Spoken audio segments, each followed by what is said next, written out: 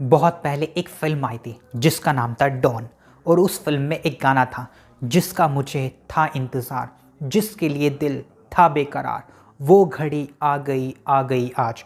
तो मैं उन सभी योद्धाओं को बताना चाहूँगा कि आज आप लोगों की घड़ी आ गई है, और ये घड़ी है यूपी पुलिस कांस्टेबल भर्ती की घड़ी। जी हाँ, तो सबसे पहले उन सभी योद्धाओं को बहुत बहुत बधाई जिनकी उम्र है और जो इस परीक्षा की प्रतीक्षा कितने समय से कर रहे थे, और उन सभी लोगों की किस्मत को भावपूर्ण श्रद्धांजलि जो इस भर्ती की प्रतीक्षा कितने समय से कर रहे थे परंतु जिनकी अब उम्र नहीं रही है। अब आप लोग देखना, कोचिंग सेंटर से नए नए तरीके से बैचों की उत्पत्ति होने वाली है। 2.0 बैच, 3.0 बैच, न जाने कितने प्रकार के बैच उत्पन्न हो जाएंगे आप लोगों को इस भर्ती को पास कराने के लिए।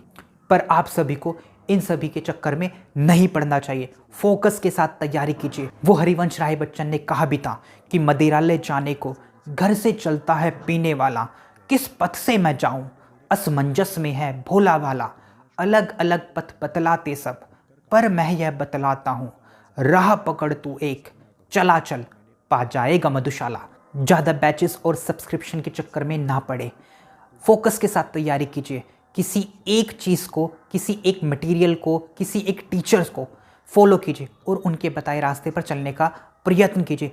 ऐसा मत कीजिए कि इनको भी देख लिया, उनको भी देख लिया, ये किताब भी पढ़ ली, वो किताब भी पढ़ ली और अच्छे से कुछ भी नहीं पढ़ा। तो ऐसी गलती ना कीजिएगा क्योंकि फरवरी में आपकी परीक्षा है।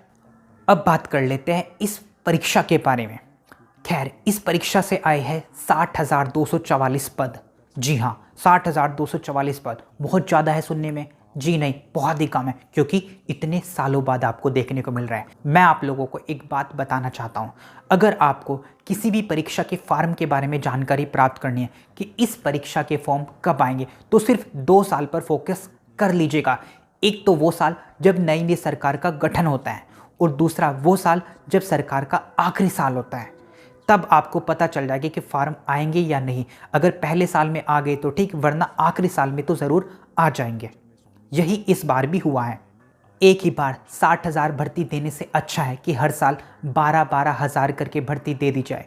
तो उन लोगों का तो भला हो जाएगा जिनकी उम्र निकल जाती है, पर सरकार को इससे कोई लेना देना नहीं है। उनको तो अपनी राजनीतिक रोटियां सेकनी है क्योंकि अगले साल चुनाव होने वाले हैं, इसलिए आपको भर्ती देखने को मिल रही है। ये आपको एक लॉलीपॉप मिलने वाला है, इस चक्कर में ना पड़े।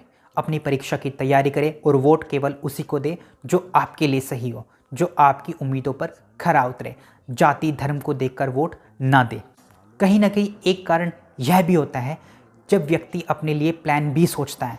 कोई विद्यार्थी प्लान बी क्यों सोचता है? क्योंकि उसको कंफर्म ही नहीं है कि प्लान ए जिस परीक्षा के लिए वो तैयारी कर रहा है उसके फॉर्म कब आएंगे, इसलिए वो प्लान बी में फंस जाता है। और जब प्लान बी आ जाता है तो उसका फोकस गायब हो जाता है, और जब फोकस गायब हो जाता है तो वो किसी भी परीक्षा की तैयारी सही तरीके से नहीं कर पाता। तो इसका सिर्फ एक ही समाधान है, मुझे ऐसा लगता है, और वो समाधान है सही समय पर वैकेंसी का आना।